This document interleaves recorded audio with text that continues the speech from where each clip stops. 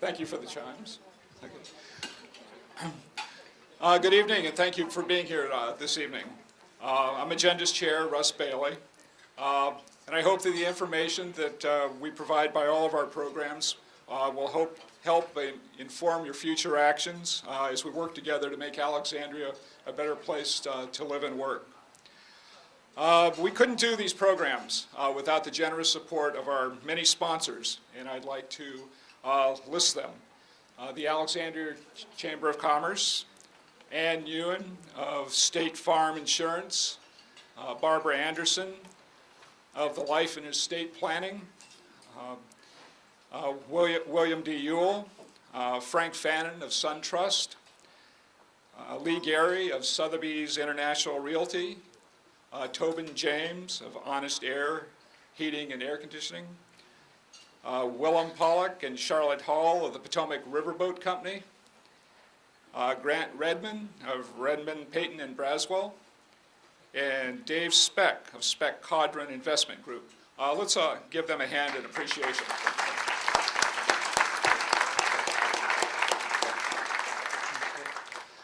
I'd like to recognize a number of elected officials that are here this evening. If you could each wave when I call your name. Councilman Tim Levain, and a number of school board members, Christopher Lewis, Ronnie Campbell, Stephanie Amon Capsis, Bill Campbell, and Mark Williams. Okay.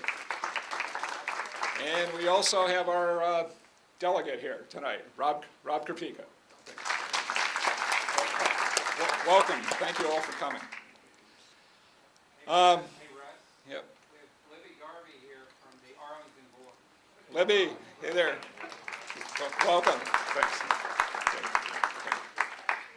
Thanks. Once again, welcome back to Rodney Clark and Jerry Connor, who are covering for Channel 70. And Sherry, do we know when the show is going to be yet? But we're working that out. We're getting prime time airing. We're going to push Notre Dame off on Saturday afternoon. So, yeah. Okay, and I want to remind everyone who's currently serving on a board, commission, or task force that if you have materials, you're invited to put them on our tables every night, and you can either give them to Sherry Brown back there or to any of our Agenda Alexandria board members. And those are the people wearing badges with red outlined. And if you would stand up for a second to identify, so you can be identified, see our board members. Okay. Thanks. Okay. I'd like to take a moment to remember a former board member and past chair of Agenda Alexandria, Lois Walker. Lois was a sustaining member of Agenda and a very great supporter of ours. Her daughter, Donna Walker James, is one of our co-chairs this evening, and she is also a former chair and a sustaining member, as is her brother, Boyd. Lois is going to be greatly missed by this group. If you haven't, yes.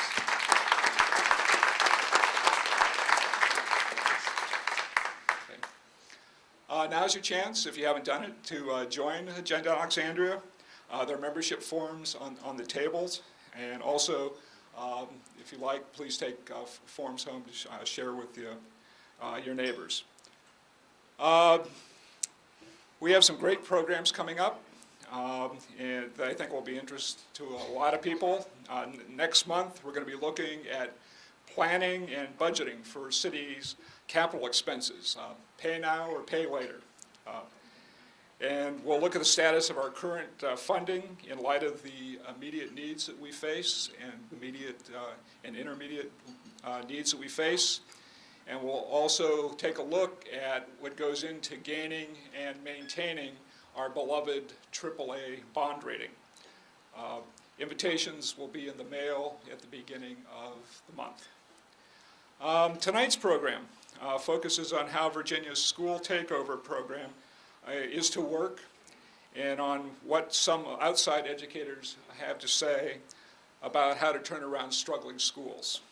I want to remind you that as the speakers are making their presentations, you can write out your questions on the little colored cards on your table, and at the end of the presentations, we will collect those cards, and the program chairs will read them out for the speakers. And now I'd like to bring up our program chairs. They are Donna Walker-James and Pam St. Clair and Terry Hauser. Thanks.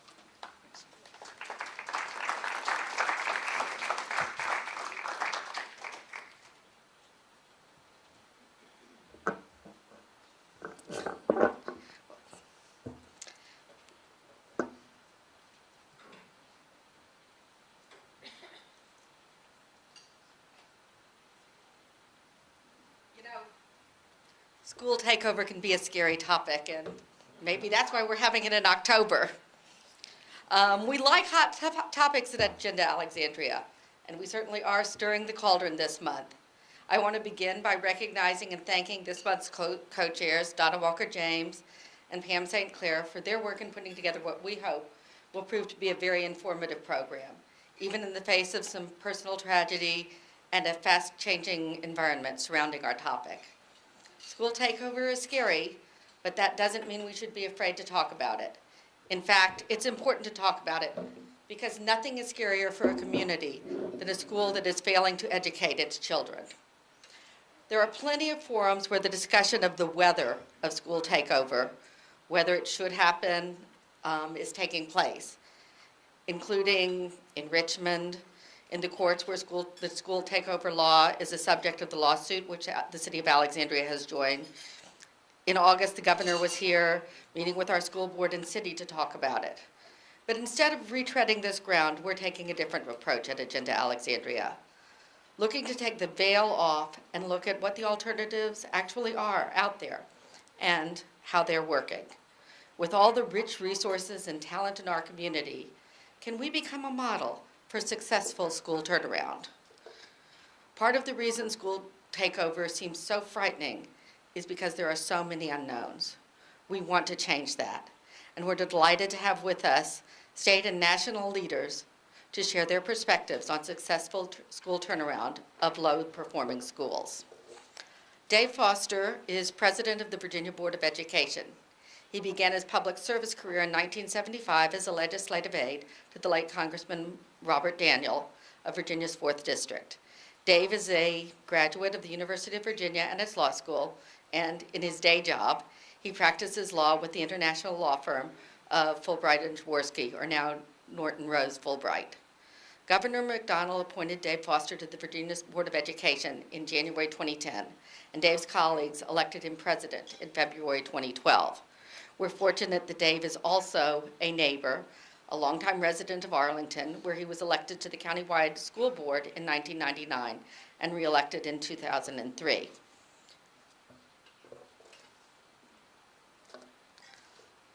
Our second speaker, Ram Upaluri, is a senior policy advisor for Focus, the leading advocacy organization for the District of Columbia's public charter schools. In this role, he works to educate elected officials and policymakers in the district about the strengths of charter schools while advocating for their most important needs. He also works to help educate and inform the general public on the performance of public charter schools and on the mechanisms that are in place to ensure that they are held accountable for improving the quality of education provided to district students. Ram started his career as a newspaper reporter for the Tennessean in Nashville, Tennessee, where he covered the police beat, state and local politics, and general assignment reporting. He served as an aide on Capitol Hill to Representative Jim Cooper and the Senator Al Gore. He's worked with the TVA, the Department of Energy, and from 2007 to 2010, Ram worked as counsel to the Committee on Human Services at the D.C. Council, where he focused on youth issues and juvenile justice. Prior to joining Focus in 2012, Ram was the executive director of the D.C. Alliance for Youth Advocates. He's a graduate of Princeton University and the Vanderbilt School of Law. Our third speaker is Amanda Borden, the Managing Director of External Affairs and Strategic Initiatives at KIPP DC. Amanda oversees the Human Resources, Communications, and Data teams and coordinates growth planning, outreach, and partnership strategies for KIPP DC's network of 12 schools. There are currently 141 KIPP schools in 20 states and the District of Columbia, serving 50,000 kids. One thing that's really remarkable is that over 86% of KIPP students are from low-income families and eligible for federal and free and reduced lunch programs, and 95% are African American and Latino. Students are accepted regardless of prior academic record, conduct, or socioeconomic background. And nationally, more than 90% of KIPP middle school students have graduated high school, and more than 80% of KIPP alumni have gone on to college. Amanda came to KIPP DC from Success Academy charter schools in New York, but her original career was in investment banking. She graduated from Washington University, holds an MBA from the University of Pennsylvania, and has completed the broad residency in urban education. Please welcome our speakers, and I hope you enjoy the forum.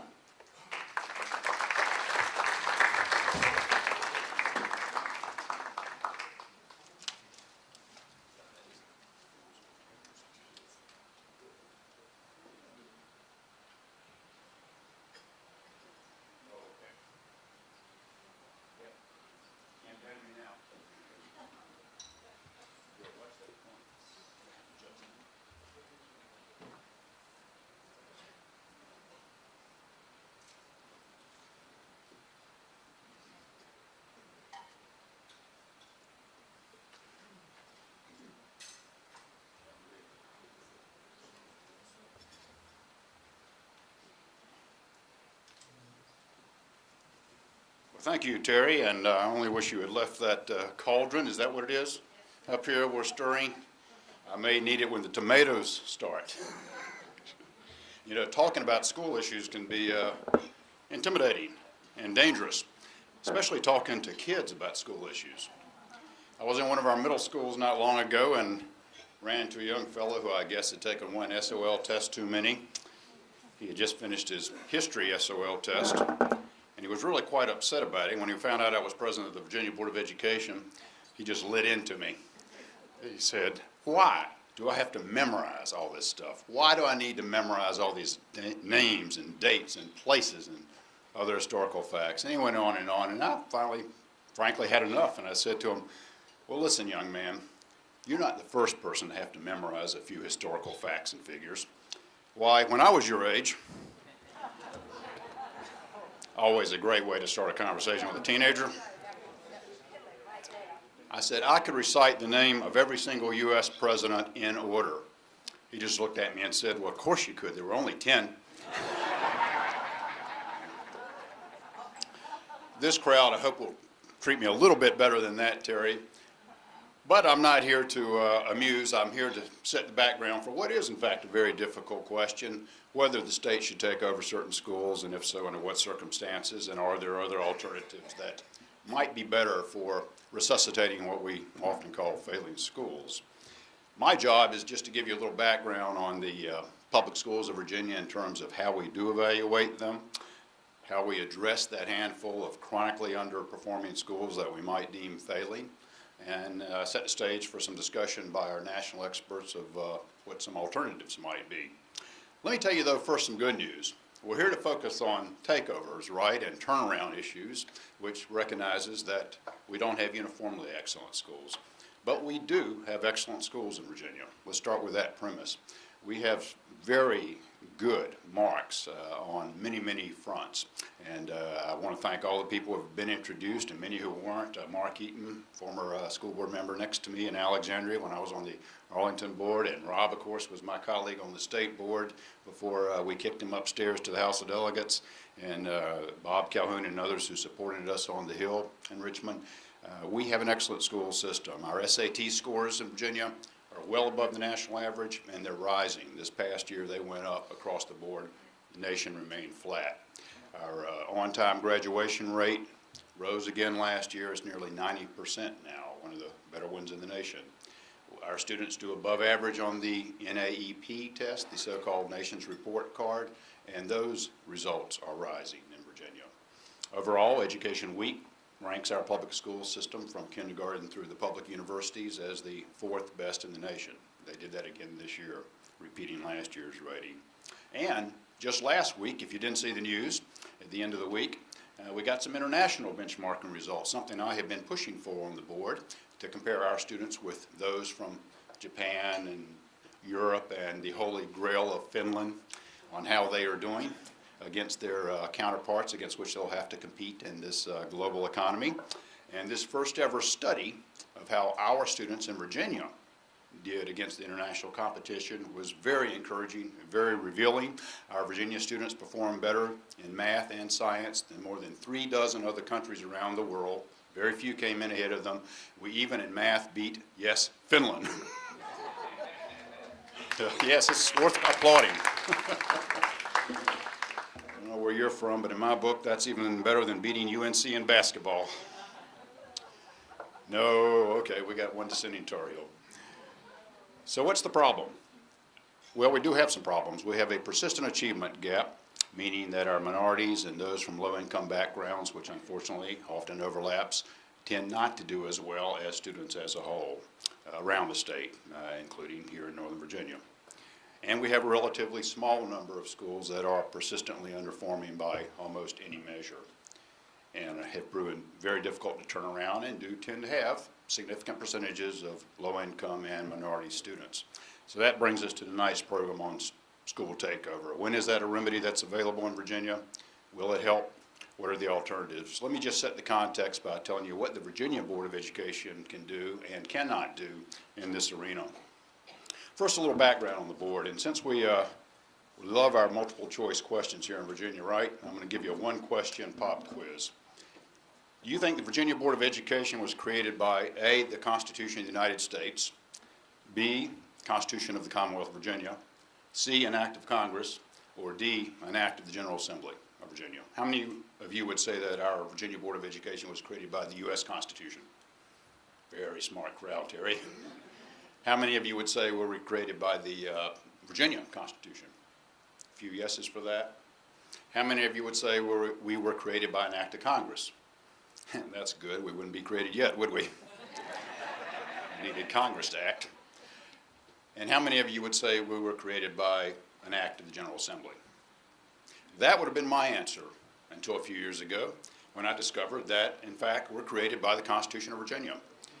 We and the State Corporation Commission are the two agencies that are independent in that sense, appointed by the governor, confirmed by the General Assembly, but not a part of the executive branch reporting directly to the governor. We're a 9-member board, as I said, appointed by the governor and confirmed by the Assembly. We serve staggered 4-year terms, meaning at any one time, 1 or 2 of us is coming on, which I think is good for stability. We work with a superintendent of public instruction, today Dr. Patricia Wright, who is appointed by the governor. This is a difference from your typical local setup, where in Arlington, where I served, and Mark here in Alexandria, and all your colleagues currently on the board, you well know that you hire and fire the superintendent. We do not at the state level. We work well with her, fortunately, but we do not hire and fire the superintendent. What does this Board of Education do? Well, we prescribe the standards of quality, those minimum physical and personnel standards that every school in Virginia must meet, and fortunately, virtually all school divisions, as we call our districts, exceed those minimum standards. We approve textbooks, a task I have often wished we didn't have if you read the Washington Post, but we do approve textbooks, even though localities in Virginia don't have to buy off of our approved list. They can buy their own if they go through a process we prescribe to ensure accuracy and alignment with our state curriculum. And we promulgate a host of regulations and standards, not only the standards of quality I mentioned, but the standards of learning, the famous SOLs that are the minimum curriculum standards that have to be taught in every school, in core subjects especially. The standards of accreditation that I'll come back to in this context. How do you accredit a school in Virginia? What does it have to do to be fully accredited? We prescribe graduation requirements, what one must do to get a Virginia high school degree. Educator qualifications, this is really our only foray into the higher education arena. We do approve the education schools and their programs and the degrees and endorsements they are able to award. And finally, we implement a whole lot of legislation. The General Assembly tells us a lot of what our agenda is going to be, including right now, famously, of some interest to the school community and others, we are prescribing the A through F school grading system that the General Assembly legislated earlier this year. That was delegated to us, and if you're interested in that, we're going to have a vote on it next month at our November meeting. Formula that you can go to our website and see, like everything else on our agenda, and comment to us on. Equally important is what we do not do. The Virginia Board of Education, number one, does not pass laws, as I just alluded to. That's the General Assembly and the governor's responsibility. We don't fund the schools. I know sometimes when I was on the local board, I felt nobody funds the schools. There's never enough money. But we do not have any ability to raise and dispense money. We do not hire the superintendent, as I mentioned. That's the governor's responsibility, even though we work closely with the superintendent and the Department of Education that she runs. And fourth, to get to the core of tonight's challenge, we don't run the local schools. Under the Virginia Constitution, the supervision of the local schools is in the hands of the local school divisions. The State Board of Education cannot, for example, create charter schools. We have a process for reviewing charter school applications to help strengthen them, make comments, and add our imprimatur if we think it's a good one. But it goes to the local board, and we have approved charter school applications that were not successful at the local level. We don't take over schools under current law. We do not have the authority to go in and take over a school, which is why we have the new Opportunity Educational Institution that I'll describe briefly before sitting down and deferring to my betters here. What then can we do as a Board of Education and Department of Education to help turn around failing schools? Well, first, how do you define failing? And the answer really follows from that in Virginia. We don't use that term in any of our regulations, but what we really mean in Virginia is inability to reach the standard of accreditation minimum. To be fully accredited in Virginia, a school has to have a minimum number of students pass the SOL test in the core subjects: math, English, history, and social studies, and science. In addition, if it's a high school, it has to meet a minimum graduation rate. If a school misses one or more of those targets, even one SOL test, for example, doesn't have 70 or 75% as appropriate of the students passing, or the graduation rate falls below what we call a completion index of 85%, then the school is not accredited. For 3 years, it can be accredited with warning. We'll give you a chance to turn it around. The Department of Education will work with those schools that are accredited with warning, and usually with a trained contractor, somebody prominent and experienced in education, to develop a school improvement plan and implement it successfully. That can be a lot of things. It can be making sure that the instruction aligns with the standards of learning, which is the curriculum in each area. It can be using data better to identify students who are having problems earlier and help remediate and get on the right track. It can be providing more or better professional development for the teachers, whatever we and the contractor think will help that school turn it around. And any number of schools are in this category of accredited with warning at any time. In fact, right now, nearly a quarter of your schools throughout the Commonwealth of Virginia are accredited with warning. They are not fully accredited. The reason is good.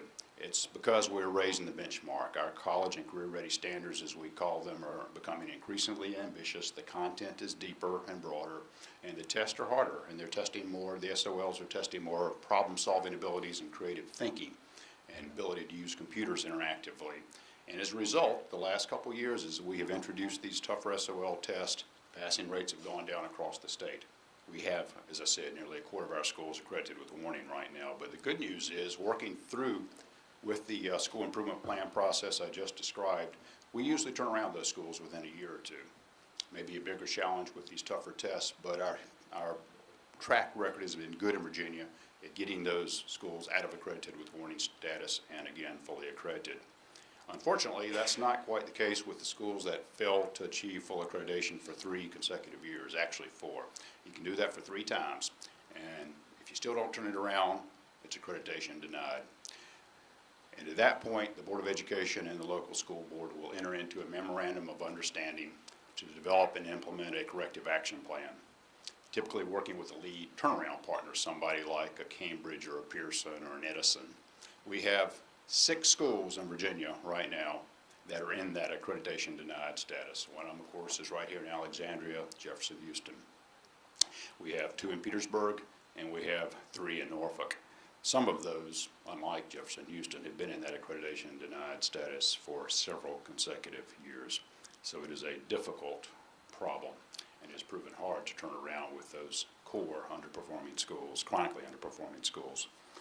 Now note the limits I just referred to on our authority at the Virginia Board of Education and the Virginia Department of Education, the tools that we have or don't have to address the situation. We cannot go in and replace local school personnel. We may not think a particular principal, administrator, teacher even is very good. Can't do anything about that directly. We can't reallocate school funding. We can't allocate it between schools or within schools. That's not in our purview. We can't replace a school with a charter school. We can't force that upon a school. And of course, we can't take over a school and say, time's up, let us try. And that takes me finally to the Opportunity Educational Institution, the OEI, that was created by legislation passed in the 2013 General Assembly and signed by the governor earlier this year. OEI, I'm glad it's got an abbreviation because it's a mouthful, is a new statewide school division, basically, that is tasked with taking over and trying to turn around these failing schools. Its board, the OEI board, is comprised of 9 voting members, 2 House delegate members, 2 members of the state Senate, and 5 other citizens appointed by the governor, which he recently did. He will also appoint, presumably soon, an executive director for the board, who will also be an ex officio member along with the state secretary of education. The law requires the OEI to go in and take over schools that have been denied accreditation. Right now, the 6 that I told you about. It permits the OEI, if it wants to go in and take over schools that have been accredited with warning for 3 years. In other words, they're a year away from being accreditation denied. It's instructed to supervise and operate these schools, I'm going to quote the statute, in whatever manner that it determines to be most likely to achieve full accreditation. So that's the goal, get them back to full accreditation, including, and the statute mentions this, the possibility of converting the school to a charter school. The school returns to local control once it has, again, achieved full accreditation. You may wonder what happens if that doesn't occur. If it doesn't within 5 years achieve full accreditation, OEI decides whether we're going to keep it or we're going to send it back to the local division. And that's the end of the road as far as the statute speaks to it.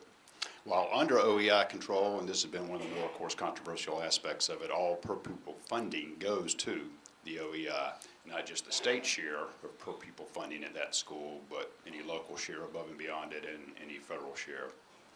This is in the courts right now. As many of you know, the Norfolk School Board, which of course is going to be affected by it because it's got 3 of those accreditation denied schools, and the Virginia School Boards Association has filed suit in state court in Norfolk arguing that it's unconstitutional, the OEI, because it contravenes, they say, that provision about supervision of schools be invested in the school board, straight out of the Virginia Constitution, and also one that says we, the Board of Education, create school divisions. This, again, is a statewide division. The governor will counter that the Constitution also says that it's desirable to, quote, ensure that an educational program of high quality is established and continually maintained for all students throughout the Commonwealth. So stay tuned. We'll see what the courts do with it. The plaintiffs are seeking an injunction and declaratory relief before it kicks into effect next year, if indeed, as there are some schools with accreditation denials tagged to them. So that is the background against which you will hear more from some very well-qualified speakers here tonight on charter schools and other options for addressing these problems. And if you want to know more about this or anything else that we do at the state level at the Board of Education, or what I think about it, I do an occasional newsletter that I've done since I was on the Arlington Board. I know there are a few on the tables and then more over there on the information table. And that does include not only my email address, but the board's website, where we put up every agenda and the supporting materials that we get so that you can see them, and we do welcome your comments. And if you write me about something that interests you in this or any other arena, I will share it with all the board members and the superintendent. I want to thank you for your interest in this topic and for having me tonight. It is the interest of localities that makes our schools relatively among the best in the nation, and I thank you for that, and I'm looking forward to hearing your questions.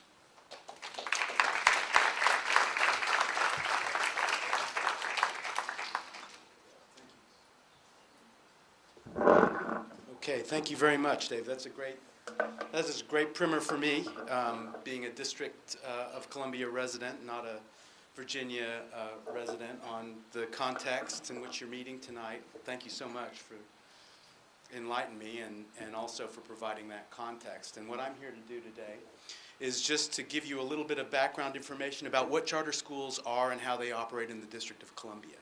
So my name is Ram Upaluri, and my title is Senior Policy Advisor for an organization called FOCUS, which stands for Friends of Choice in Urban Schools. The organization was formed about 17 years ago at the beginning of the charter school movement as we know it today in the District of Columbia, and it is the leading advocacy organization for the charter schools that operate in the District of Columbia. So what I thought I would do is just try to provide you, and I hope it's not too elementary, but just some basic information about what charter schools are and how they operate, and maybe that will help inform your conversations about how to go forward with improving the public education system here in the state of Virginia, especially for young people in schools that are struggling and in neighborhoods that potentially are struggling. That is where charter schools, as I hope you will see, have made a tremendous difference in the District of Columbia, continue to grow today at rates that I don't think were foreseen 17 years ago. But I'd like to explain a little bit to you about what that growth has been all about. So I hope you don't mind flipping the slides because those instructions were too complicated for me. Okay, so what are public charter schools? There are two important points here that are really the most basic fundamental building blocks to answer that question. Number one, public charter schools are public schools. They are publicly funded but independently operated schools. They are not operated or controlled by the local or state government. I guess in this case that would be your district. They're not district-run schools. They're not state-run schools. They're in the District of Columbia. All public charter schools are operated by not-for-profit corporations, 501c3 corporations. The other very important point, I think a lot of people assume that charter schools are selective schools. Charter schools are open enrollment schools. They cannot select based on qualifying criteria their student body. They are open to anyone that lives in the district. If there are more applicants to a school than available seats, students are selected through a random lottery. In DC, there are thousands of students on waiting lists for high-performing charter schools. Last year alone, there were 22,000 students that did not get into a public charter school to which they applied. They're sitting on a waiting list. Okay, next slide. How are charter schools different from traditional public schools? So as I alluded to earlier, charter schools are not governed by, they're not run by the district, they're not run by the state, and in the district they are not governed by the same laws, rules, and regulations that govern traditional public schools. I should have put into this slide a very important fact, and that is that the chartering law in the District of Columbia is a act of Congress that was enacted in 1996. It's called the School Reform Act of 1995, but it went into effect in 1996. And so it has the color of federal law in the district. We maintain in the advocacy community that as federal law, it can't be substantively amended by the city council alone without an act of Congress. So it is a kind of a uber law, a super law in the district. And the law explicitly states that charter schools shall be exempt from local rules, regulations, and laws enacted by the District of Columbia for its traditional public school system. Charter schools under the School Reform Act are granted exclusive control over these four important areas of school administration. Its finances, its administration, its personnel, and its instructional curriculum. So it has a charter school will have exclusive control over those four areas.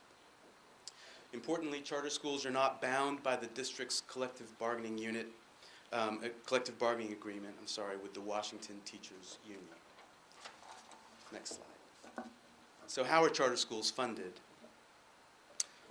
As Dave mentioned, charter schools are funded based on a uniform per student funding formula, which is determined annually under the law by the mayor and the council. Currently, each school receives a base amount of funding of approximately $10,000 per student enrolled. This amount is adjusted every year when the council enacts its budget, the budget for the District of Columbia, based on students that fall into various categories. Special education is the most important category of note. There are four different categories of special education students that qualify for adjusted base funding, and the level 4 special education funding can be as high as 3 times the base funding. So it's a significant increase. But the base amount on which this funding is adjusted is about $10,000 per student. Under our law, each school also receives a $3,000 per student facilities allowance. This is in lieu of a capital budget that the traditional public schools receive. So the council will enact a capital budget that is separate and apart from the operating budget that they annually appropriate to the various agencies of the district government. This capital budget is seen as an investment. It's borrowed money. It's repaid over time.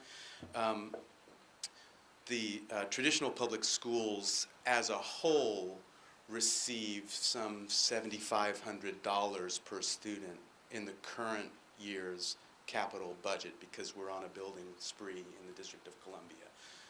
Charter schools are capped at $3,000 per student on this facilities allowance, which they can use in flexible ways to leverage.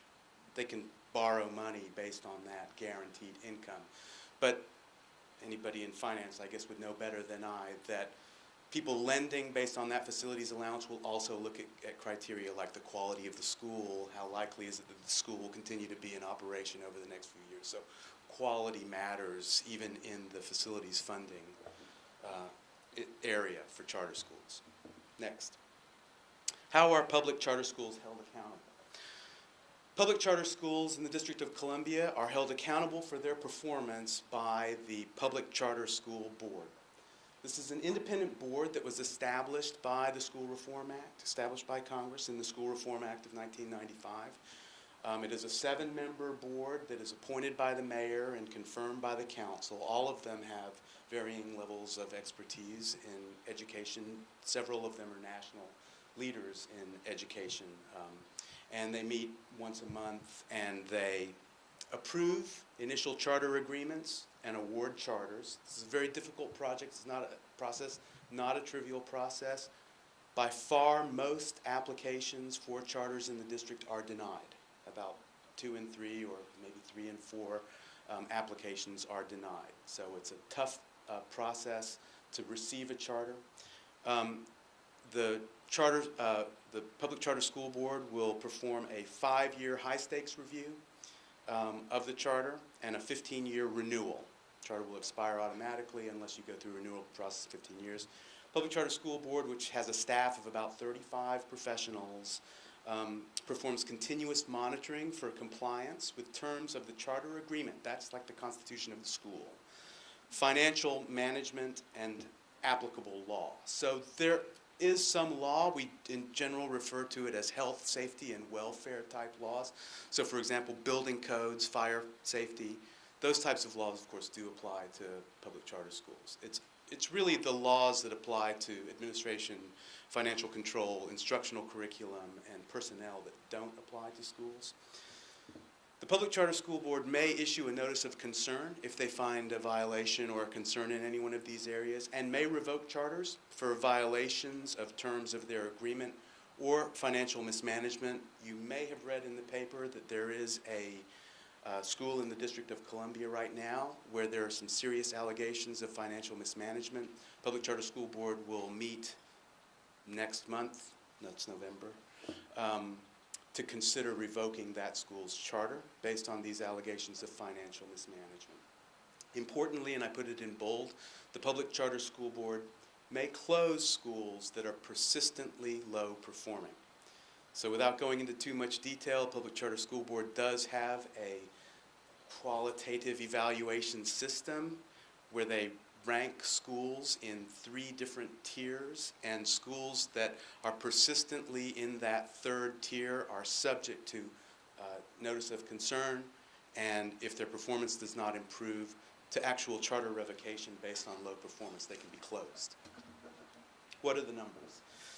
So in DC, of the approximately 82,000 public school students in K through 12, 44% this year, about 36,000 students, attend public charter schools, rapidly closing in on the 50% mark. 56% attend traditional public schools. There are 60 what we call local education agencies or entities that operate charter schools, operating more than 100 schools in the district. I just have a few graphs here to give you some visual. This is what has happened with public school enrollment in the district since the enactment of the charter school law in 1996. It has grown probably faster than anyone anticipated that it would grow. For a while, you saw DCPS enrollment declining in a way that reflected the charter school growth. In other words, charter school growth appeared to be occurring at the expense of DCPS. You've seen DCPS level off in recent years. This is largely due to enrollment in the pre-K. We have a universal pre-K program now in the district, and charters as well as traditionals offer the pre-K program, and this has done wonders to bring young kids back into the public school system. It's something I think everybody feels good about. Some maps. This is the kind of data that we do at Focus, the advocacy organization, just to illustrate. So if you're familiar with the district, you can see that the charter schools are represented by the green dots, the traditional DCPS schools by the orange. You can see that the charters and traditionals are scattered pretty evenly across the city. But if you look closely, you may notice that there are not any green dots in the westernmost edge of the city where we have traditionally high-performing traditional public schools and traditionally high-performing neighborhoods, frankly. You see that there has been a proliferation in all of the other neighborhoods. I just want to go to the next slide real quickly because I want to be true to the time here. This map shows high-performing traditional public schools and DCPS schools by test scores. It's a very crude cut. We just look at the standardized test that all schools administer. But you can see that there are no high-performing traditional DCPS schools east of the Anacostia River. But there are several high-performing public charter schools east of the Anacostia River. You still see high-performing traditional public schools in the westernmost reaches of the district. So these are the high-performing schools. You see a lot of DCPS schools drop off. You also see some public charter schools drop off.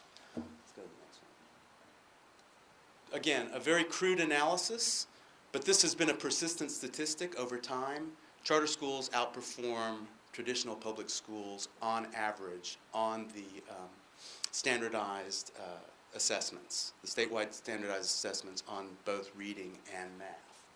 So charters are at 48% on reading, traditional public schools on average, that includes their high-performing schools, is at 38%. I'm sorry, this excludes the high-performing traditional public schools. I'm sorry if that's confusing. This is an aggregate score for low-income students on the standardized test. charters do outperform DCPS on average, but with low income, the spread is much larger. Charters do a better job of teaching low income kids. Let's go to the next one. This is kind of too complicated, but what this basically shows is the state average on the state average, above the state average and below the state average on the proficiency tests, and then the vertical axis is growth in test scores. So how well a school did bringing up the test scores of the students it serves. So you see that for all kids, it's fairly scattered and fairly even, but the point of this graph is really the next one, which is when you remove the high-performing traditional public schools in high-performing neighborhoods in the district, the proportion of charter schools grows. Again, charter schools, the data suggests, do a better job of teaching the low-income kids in the traditionally low-performing neighborhoods than traditional public schools. The same is true in reading. Go to the next one. Scattered when you include all schools, when you remove the selective traditional public schools, and remember, charter schools cannot be selective. DCPS does run selective schools. Those selective schools naturally have pretty good test scores. When you remove the selective schools and those schools that serve a predominance of young people who do not depend on free and reduced lunch, which is a measure of low income, charter schools tend to dominate. I just have one more graph that I want to show you. You're familiar with Ward 8 in the district, probably the most economically distressed ward in the district. What this shows is all schools. The green are charter schools. The orange, again, are traditional public schools in Ward 8. And their performance, the most recent data on their performance on standardized tests. So what you see is that charters outperform traditional public schools on their standardized test scores in that neighborhood. However, and this is the last point I'll leave you with, not all charters outperform all traditional public schools. There are weak charters. Not all traditional public schools are that bad. There are strong traditional public schools. The strongest schools on this graph are public charter schools. So I think one conclusion that we draw from this is that there certainly is such a thing as high-performing public charter schools. There certainly is such a thing as low-performing charter schools. To get you a little bit more into the detail of what a high-performing charter school system looks like, I think the next speaker is perfect for that segue, and she can tell you how they do it. Thank you very much.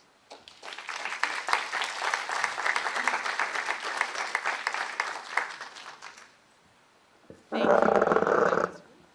That was a great intro. I appreciate it, and I think the kind of note he left on that all charters are not necessarily great schools, just like that would be like saying all public schools are great schools, and we all know that's not the case. We wish they all were, and that's why we're in this work. So I work at KIPP DC, and we are just one charter organization. We are one of the oldest and the biggest in the country. So I'm just going to provide a little background on KIPP DC, and I'll be able to answer questions afterwards, just on anything you have questions about. So first off, just a little context. Oops. Let's see if I can get this to work. Here we go. On what KIPP is. So we are a network of charter schools across the country. We were founded in 1994 in Houston by 2 Teach for America Corps members. So the first region was in Houston, and we're now in 20 states and the District of Columbia with 141 schools and over 50,000 students. DC is one of the oldest regions. We were the 3rd to open up and also one of the biggest with 12 schools. Houston has 22.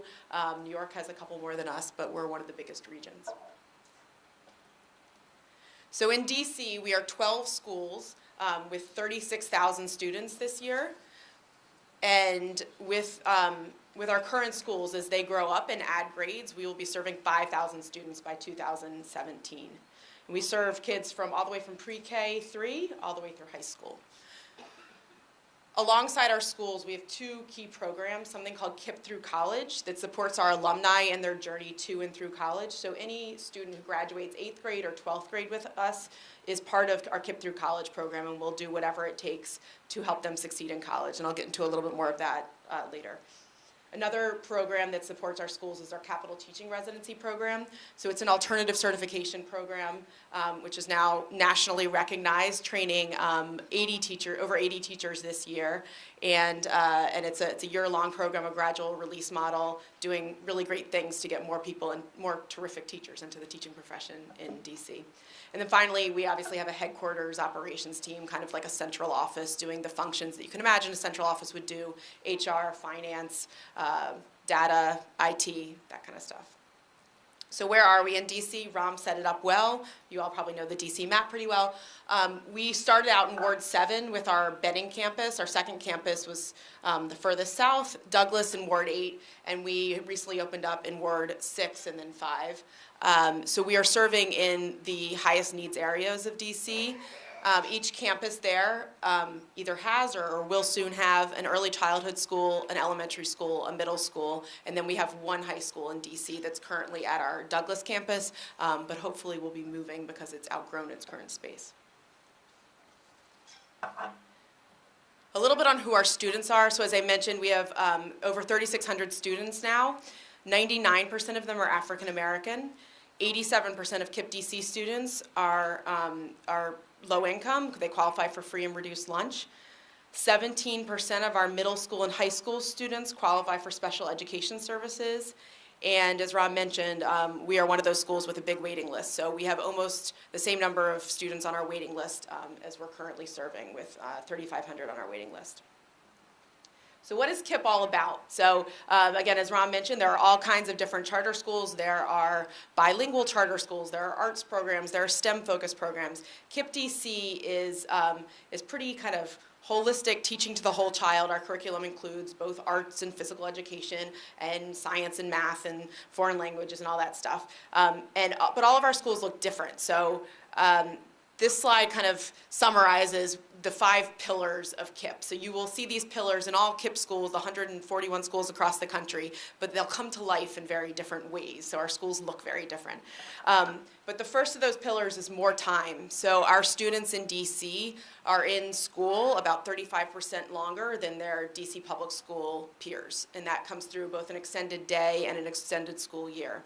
And all KIPP schools across the country will have longer school days, school years than their district peers. High expectations. We believe that all children will learn. That's something we look for when we hire people, is that belief that every single child can learn and will learn. Power to lead. We invest in great teachers, in great school leaders, in great headquarters staff, and then we kind of back out of their way and let them make the right decisions for their classroom and their school.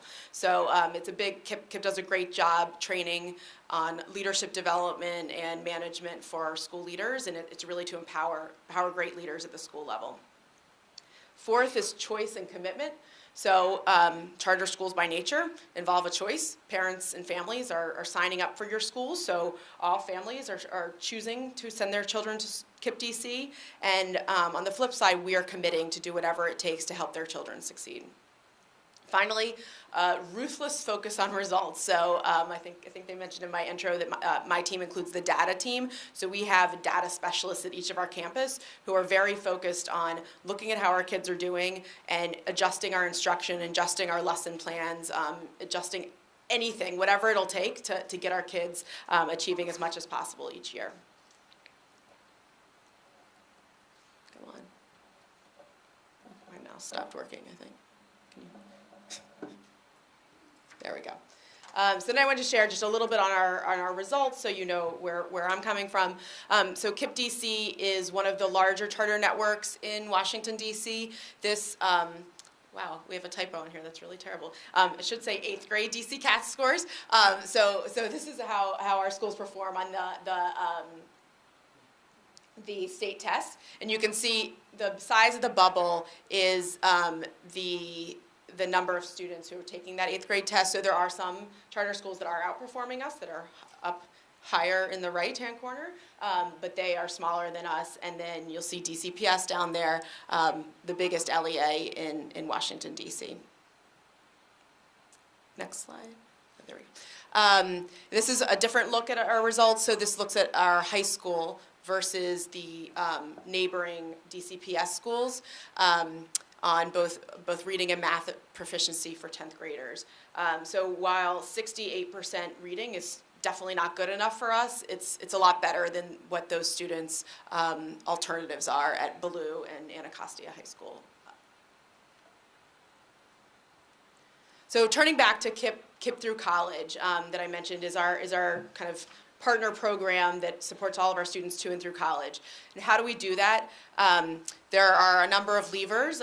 So kind of the different, it ranges everything from financial aid assistance. So we start working with families of elementary school students about working on college saving plans and financial literacy. We help students with ACT and SAT preparation. We advise students on colleges and course selection based on their career goals.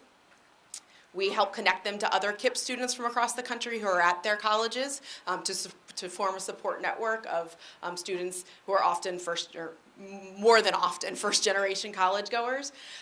We mentor and we tutor them. We connect them to networking opportunities and internship opportunities.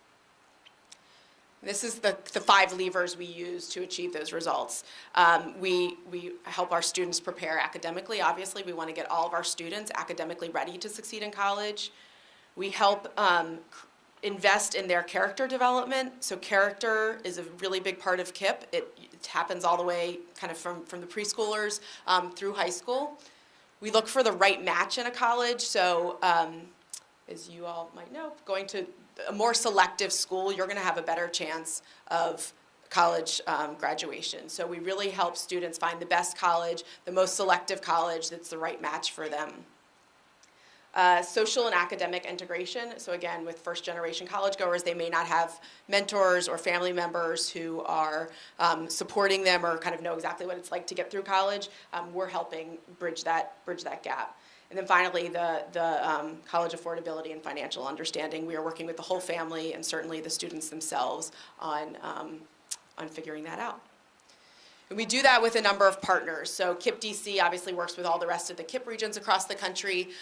We've partnered with Accenture Consulting on a program called Future Focus that really is focused on career development, everything from creating a resume, interview skills, to internship opportunities. We have college connections and ambassadors. So we have college KIPsters who are college ambassadors at a number of schools across the country who are helping to bring those students together on campus. We have over 30 college partnerships now, so schools like Georgetown University and Trinity University in Washington, University of North Carolina, University of Maryland are partner schools of ours, so they've committed to accept a certain number of KIP students each year and support them in their journey through college. And finally, we've partnered with Citibank in our financial literacy programs. So what does it all look like? How are we doing?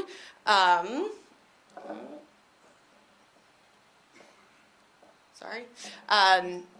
So our students are doing very well. We want to do even better, but right now 93% of KIP DC alumni have graduated high school versus 90% in the whole country. 75% of our alumni have matriculated to college versus 63% in the country, and 48% are on track to graduate college versus 33% in the whole US. And DC doesn't either have the numbers or release the numbers, but the last study that was done, I think it's now 2006, it's far less than 10% of the students in the neighborhoods we're serving are graduating college. So if you look at, we're at least quintupling the chances of those kids in their college success rate. And that's it. That's all I have. I'm happy to answer any questions about KIP. One thing I wanted to reiterate, again, not all charter schools are the same at all, and KIP actually does not do takeovers. There are a number of great takeover operators that I know some about, and I'd be happy to answer questions about that, but these are not takeovers. These are all startup schools in DC. Thanks. If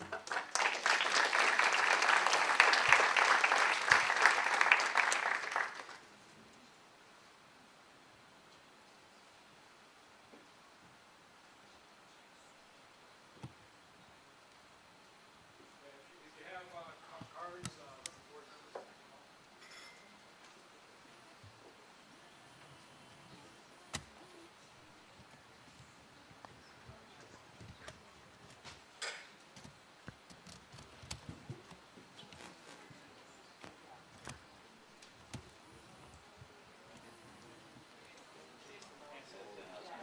While you guys are gathering up, there are a couple of that I've gotten. One of them is directed to you, and that is that I've heard some people talk about that we either don't have to worry or we really do have to worry or whatever, all based on the election next week. I think most of us are just looking forward to getting our television ads back, but is it really going to make any difference? Are you referring to the OEI in particular, or much bigger things? Well, no, we're referring to the OEI in particular, funding and that Yes, sort of otherwise stuff. it'll be a very long evening, I guess, prognosticating what the election means in other arenas. But on the subject of school takeovers and the Opportunity Educational Institution, I don't think the election will determine its fate. If I had to guess, the courts might. There is a substantial constitutional question there. I'm not going to comment which way it should go, obviously. I'll leave that to the courts. But if it survives constitutional challenge, I am not sure Governor McAuliffe or Governor Cuccinelli has declared he would try to lead a repeal of it or would succeed in leading a repeal of it. Now, that could happen. Cuccinelli decided as Attorney General not to defend the state. He clearly thinks there are constitutional issues with this, but that's a different thing from getting it repealed if in office. And Governor McAuliffe, I have not heard a lot from, and Rob may know, and many others here more about his position on it, but I have not heard a lot of commentary from him on the OEI, let alone a declaration he would try to lead a repeal effort in the General Assembly. And he will not, even if he's governor, control, of course, the House of Delegates. Before you give up the, one of the other questions that I got was, does Virginia currently have charter schools? Do you, a sense of how many? We do have a few charter schools. In this, OEI will clearly stimulate more if it survives, because that is one of the more obvious strategies for the board to employ. Otherwise, when you think about it, what are 4 elected officials and 5 citizens who have other jobs going to do running a school? So I think a charter school is an obvious alternative for that board if it does take over schools. But we do have charter schools. Even though it's left up to the localities to decide whether to grant the charter, there are 3 or 4 in the state. That's not very many compared to the district, obviously, and to many other states, although there are a lot of reasons for that, including, I would argue, the relatively high quality of the schools in Virginia, not as much as demand for them, and many other factors go into that, but we do have a few. One of the other questions that I got was, and you alluded to it, Amanda, that you tend not to want to do takeovers, but start up from scratch. Is there a philosophical reason? Is there a practical reason? Why do you prefer to start from the beginning? And Sure. I don't want to speak on behalf of all of KIPP. That's a big organization, but KIPP is really good at what it does, and we are committed. Our mission is all about serving kids in low-performing neighborhoods and closing the achievement gap. We started actually as a organization, or network of middle schools, and we've expanded up and down. So now we're serving all grades, but we do what we're doing really well. I think until there's no more work for us to do and what we're doing really well, we'll kind of stick with that. Taking over a school is a very different. It's a very different model. It takes a different skill set. And there's some operators out there who do that really well. So in the same way, we're not going to become an art school dedicated to fine arts. Somebody else is doing that really well. We're kind of going to stick with what we do. So it's a great thing to be doing, but we have a lot on our plate. Ram, do you have anything you'd like to say on taking over versus starting from the beginning in terms of success and that sort of thing? You know, we were just talking about it up here. I mean, in DC, we have the advantage of a very strong independent authorizer. And a very strong independent authorizer, we find, is indispensable to maintaining the quality of the school. I'm sorry. The independent authorizer is very important to maintaining the quality of the school.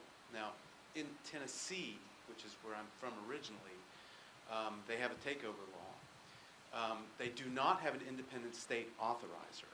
So what they've done instead is they basically take the schools over by a state agency. And this Special Achievement School District, which sounds similar to your OEI, actually has a choice. It can either run the school directly, or it can enter into an agreement with an operator, and it can be a charter operator to operate the school. But the state agency will monitor that school's performance. Certainly, we feel in the District of Columbia that there are advantages to having the strong independent authorizer who's monitoring the performance of any school that they bring in to, operate one of their takeovers. Okay, here are a couple of questions that are similar, and I realize that you two are both fans of charter schools, but really, why do people seem to think that charter schools are often more successful than public schools? When you say they're, everybody has to be accepted or that sort of thing, it's the same. What is the difference between why they're successful in public schools or not?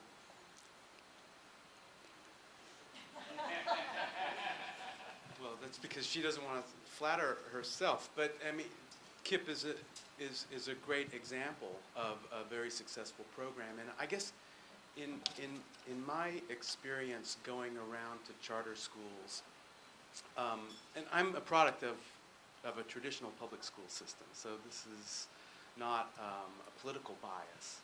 But I think if I had to reduce it down to one word, it would be that autonomy, that freedom, and that independence that the school leader, its board of directors, has to set the tone and establish the culture of the school from the very organic beginning of the undertaking to its fulfillment as an enterprise. To be able to take it from soup to nuts and fulfill a vision that is owned by the people that are actually implementing it, I think unleashes a kind of energy and a kind of a potential, a kind of a proactive approach to education that won't take no for an answer, so that it's not constantly reacting to political considerations, to bureaucratic concerns that are being imposed on it, but are completely and exclusively focused on the success of the education mission and on the performance of the children in that school. I was going to ask if you had Yeah, if I may, very good answer. And if I may add to that, Pam, we actually have the ability in Virginia to replicate many of the advantages of the charter schools if a local district wishes to, because of that power that it has. One of the advantages, I think, of charter schools is that its constituency is self-selected. Automatically, you're talking about parents who have made the decision to go to that charter school, who are invested in it, whereas many of our failing schools, however you define them, have large percentages of students who just are not working with supportive parents at home, unfortunately. We can do some of that in the public school system, as I would argue we did in Arlington, and you have in Alexandria, with multiplicity of choices and the ability to go to schools outside your neighborhood, which is allowed, of course, under Virginia law, so that you do have parents largely more involved making decisions, self-selecting the school that they think is best for their child. We also don't have one of the problems, I guess I'll call it, you'll get an argument about this, but one of the problems that DC and other jurisdictions have, teachers' unions with the right to collectively bargain. That can be a real impediment in some cases to making progress, especially quickly. And I say that as somebody who was endorsed by the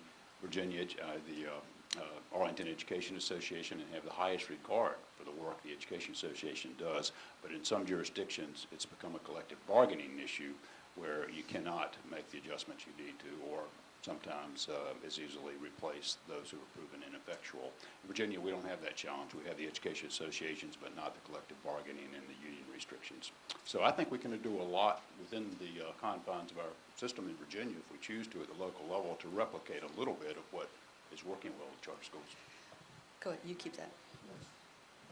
The question of self-selection comes up all the time in charter schools, obviously, and yes, some adult needed to fill out an application. If you guys have ever taken a look at the application, it takes less than 5 minutes, if that, and very basic information, the student's address and birth date is basically all you're asked for. That said, somebody did care to fill out that application. There's a study, if anybody's interested to look at it, Mathematica, a major research firm, conducted independent research on KIPP schools and looked at longitudinal results of students who applied for the lottery and got in, and those that did not get in. So it takes out the self-selection bias, and kids who got into KIPP schools and went to KIPP schools substantially outperformed kids who did not get into KIPP schools. So there are high performing schools and there are not, but it's not all about self-selection. In that study, it shows it's 10 months or more of growth in reading and math and science over their time in a KIPP middle school versus their peers who did not get into KIPP middle school, which is pretty cool.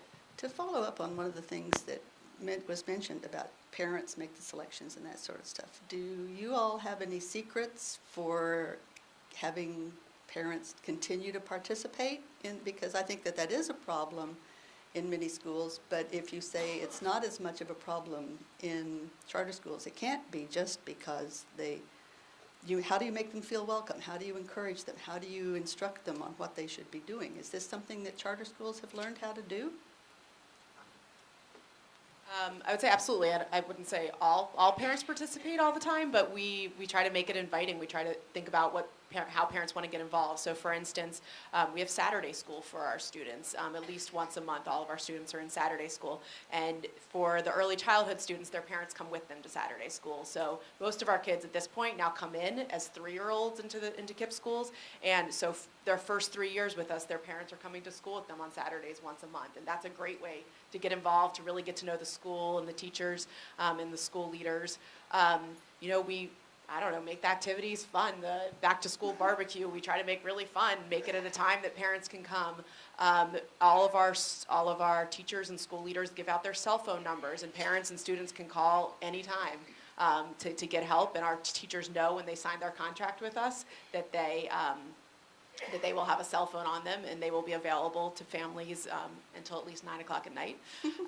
So there's lots of ways to do it, but it's not 100% at all. Some charter schools, Rocket Ship, for instance, which is supposed to open in DC next year, they actually require parents to volunteer. I think it's 30 hours a year or something like that. They don't kick students out if they don't do that, but requiring parents to do something goes a long way, and there are all different ways to volunteer. It's pretty neat.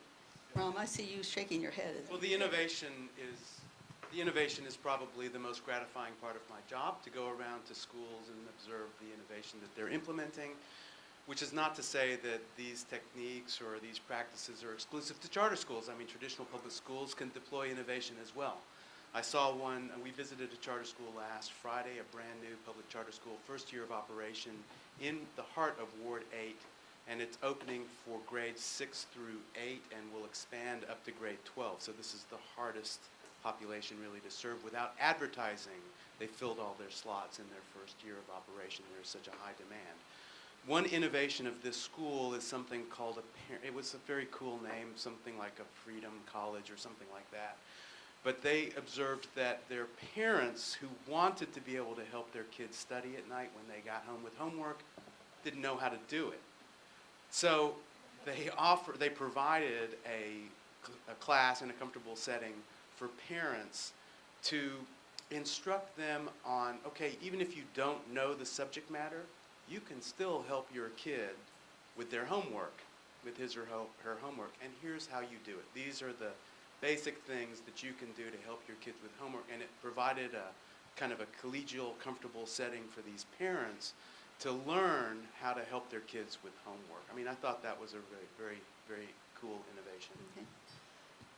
I think we would all agree on that, the importance of parental involvement, whether you are a traditional public school supporter, charter school supporter, or private school supporter. It's just so vital, and we're seeing a lot of ingenious and energetic efforts by our traditional public schools to reach out to parents with parent academies, they're often called, to educate, out of the description you just gave, Rom, parents on how to be involved, how to help their kids, home visitation, teachers going out and visiting children and their parents in their homes to carry the message forward that we do want you to be involved, which is not the way schools are regarded in every culture.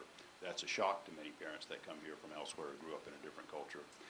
Bilingual information, of course, for parents that don't speak fluent English or read it, and use of the web, posting courses and other information about your child in a secure website format so that you can be involved even when you're not physically present. So that and many things people active at the local level more than I am these days could rattle off are being done to try to get parents uniformly involved. Hold on to it. We have a nitty-gritty question for you. If Jeff Houston is taken over, will Alexandria tax dollars, or can they be spent on Petersburg or Norfolk, or spent on Richmond administrative costs? No, as I understand it, the tax dollars that would be reallocated towards the OEI would be used in that school for the benefit of that school, to try to turn around that school. Now, I've not seen that litigated or legislative history that makes that crystal clear. There isn't, unfortunately, in Virginia or elsewhere, much legislative history at the state level. But that, to me, is the reading of the statute. It's a good question, and I'll go back and look at it again, but I think the intent was to allocate that per pupil spending for the pupils in that school to the OEI to help turn around that school. Well, on a follow-up sort of thing, how much money has been authorized by the legislature for school turnaround? Is it a meaningful amount? How much can be done within that amount? If it's not enough, are there any chances for getting adequate funding to take care of 6 schools? Well, the short answer is no. There has not been adequate funding allocated to turning around these chronically failing schools. There's about $150,000 in the appropriations, as I recall, from this past General Assembly for this purpose, and that will not even finance the creation of the executive director spot and the operations of the OEI. That's why the theory is that it will be able to take the per pupil expenditures associated with the students in that school, whether it's state, federal, or the local supplement, and put it to better use. That's the idea, but no, there's no additional funding really provided for this purpose. And Rob, you correct me if I got that wrong, but I believe that's pretty much the bottom line right now. Yeah. In fact, it may come out of some other, to be honest, some other Department of Education expenditures to run it. Amanda, somebody has asked, you've mentioned that there are groups that are successful at taking over. Who are they and how are they different from KIPP? Sure. So one in New York that's really well known that is hopefully coming to DC next year as well. It's called Democracy Prep. You know, their schools probably look very, very similar to KIPP. It's just a different model in terms of probably how they recruit, what kinds of leaders, you know, are attracted to a school like that. I would imagine they might be even more experienced principals. I'm not sure. A lot of our principals tend to be, you know, coming up through the ranks, and I assume they're bringing in experienced principals. You know, the way they turnkey their operations is going to be different than us, that we're building grade by grade from the ground up. So I bet their schools probably look really, really similar to ours. Their 5 pillars might not be very different from ours, but they're just kind of their operations and their DNA is going to be different than KIPP. There's also one called Scholar Academies that's operating in DC already. There's plenty of others around the country. Okay, this one says many DC schools, including charters, have lower test scores than Jefferson Houston. Has lower test scores than Virginia. Alexandria's Jefferson Houston has double-digit math score increases last year. How do you measure progress in lower performing schools? How do you know when reforms are working? I mean, how does it get decided?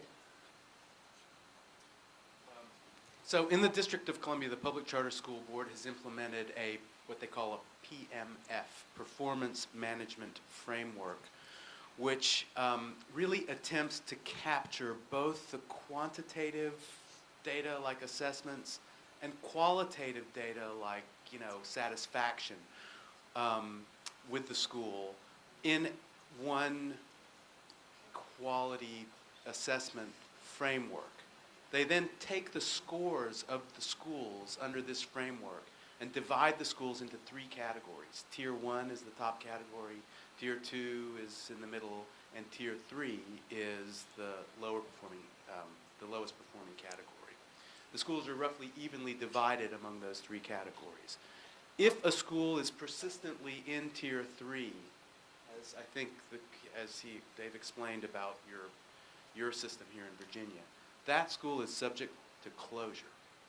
And that is a very serious sanction, but if the school cannot get itself out of the cellar, the Public Charter School Board will revoke its charter. Of course, there is a transition plan. We try to put as many services in place to help students find alternative placements. It's generally devastating to the families to have to go through such trauma, but we endorse this very hardcore approach of closing persistently failing schools, period.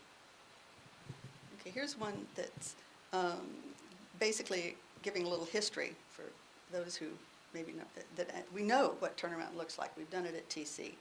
Now that we have invested extraordinary resources in Jeff Houston and have a new school building coming online, beginning to see early signs of a turnaround at Jefferson Houston based on things that we've been doing.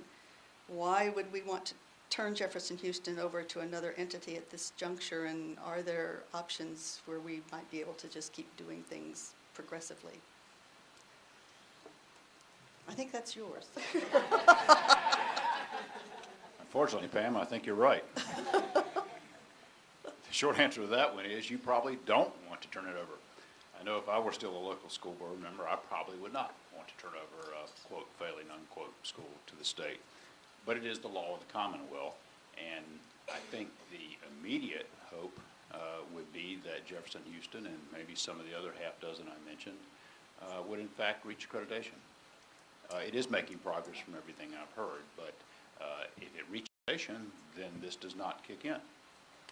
The immediate target of this bill are these schools, now number 6, that have been denied accreditation because they failed to reach it for 4 years or more. I hope that is what happens, myself, with all of them. When this comes up on my statewide listening tour, as I call it, and it often does, as I've moved around the state in an informal open mic session with our stakeholders, I'm often asked, what do I think of the OEI? I don't think of it. Our job is to make it irrelevant, to help these schools get fully accredited, and then it won't matter. So I wish Jefferson Houston luck, and I hope that's the outcome before this kicks in, assuming the court allows it to kick in. That would be the best. That would be the win-win for everybody. Here's, I don't know whether you'd call this a technical or a philosophical, but can charter schools get rid of problem children? And how do they deal with students with repeated behavior issues? Sure. Like any school, there is a discipline policy at all of our schools, at all charter schools, and we certainly don't want any children to leave our school, but if there's a child that has severe behavior problems and is putting other children's health and safety at risk,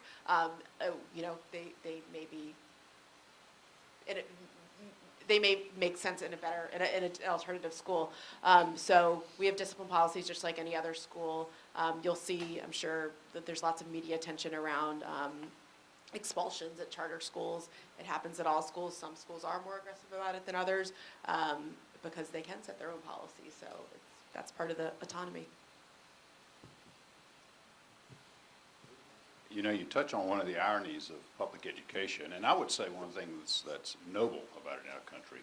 We take all comers in the public education system. We don't pick and choose based on whether you're likely, based on your race or your income or anything else, to succeed. And we do some things to try to get every kid through that are at war with other objectives. For example, We have mandatory attendance laws, right? And we spend a lot of time not just honoring the letter of the law, but the spirit in trying to keep students in school even when they're struggling, even when they may not be interested or not think they're interested. Well, you could sure boost your graduation rates if you didn't have them, right? But we don't do that. We keep them in, and that's one of the impressive things about the 90% we're approaching in Virginia. We keep them in, and we keep struggling to keep them, and we'll even keep them another year or two sometimes to try to get them that degree, even though it would be more convenient and would boost certain statistics not to do that. One other example, it's probably obvious, the SAT scores I mentioned. We push more and more students to take the SATs to find out if they're college ready, or at least think about it. We challenge them to take APs too, Advanced Placement Test, and more students are doing that in Virginia. It would be a lot easier, and we'd have higher scores if we only had the cream of the crop taking SATs and Advanced Placement Test. So one of the remarkable things about the job your teachers and principals and administrators and you as parents and taxpayers are collectively doing in Virginia is we've actually seen participation rates go up on the SAT and on the AP test, and results go up. Not many states can claim that simultaneous advance. And I think, again, it's a noble undertaking. I'm not suggesting we backtrack at all, but I explain that because it is one of the challenges public schools have and should have. So I think there are two, autonomy, we take everybody, and this is the reason why this is such a great issue, actually, for policy geeks such as myself, because it is a question of finding that right line. And I just want to give you two data points. One is charter schools are in the business that they're in because they want students. They want to take those kids. And for every kid that is a challenge to one school, there's another school out there that wants that kid. So that is I think an important fact to bear in mind. I think there's a perception that charter schools are dumping unwanted kids on the traditional public school system. And I have to say that it has the color or the ring of truth to it where there are not adequate alternatives in place to grab those kids. And it's an issue that we're wrestling with right now in the District of Columbia. In fact, it's an issue that people are wrestling with in other jurisdictions like New Orleans and all over the country. But where we have to find that balance is between the autonomy of the school to stay focused on its educational mission for the kids that want to be there, and making sure that we have responsible alternatives available for every kid in the entire sector, the charter school sector and in the education system. And we're working on that in the district. I think it's a very live issue. It deserves concern, I think, from the audience. We're running out of time, so I have one question which may be sort of quick answer. Do charters cost less than other public schools? Only when they don't get as much money. So this again is not Kip's perspective. Personally, I don't think it's about money. DC happens to have some of the highest per pupil funding in the country. I think this is totally my opinion. California has less than half of what we have, and they have better performance than DC does on the average. So it's really not about money. Charter schools have, the autonomy and the independence to spend their money the way they want to. So we can decide to have 2 teachers, co-teachers in some of our classrooms, because we think having 2 great, effective teachers in a classroom is what's going to make the biggest difference. And we have 1 less administrator in the principal's office. We can make the choices of how we spend our money. So we are operating actually on less money than the traditional public schools. We just have the freedom to do whatever we want with our budget. It's a really difficult question to answer in Virginia. We'll be real quick Thanks to because the that's- local autonomy, the amount spent varies from $20,000 per student or so up here in some jurisdictions to $6,000 or $8,000 per student in some of the depressed areas of the state. But one of the good things about charter schools, and I support public charter schools as an option, is that they sometimes bring in private money or foundation money as well to supplement what the public makes available, and that can be a win-win situation. Okay, thank you very much.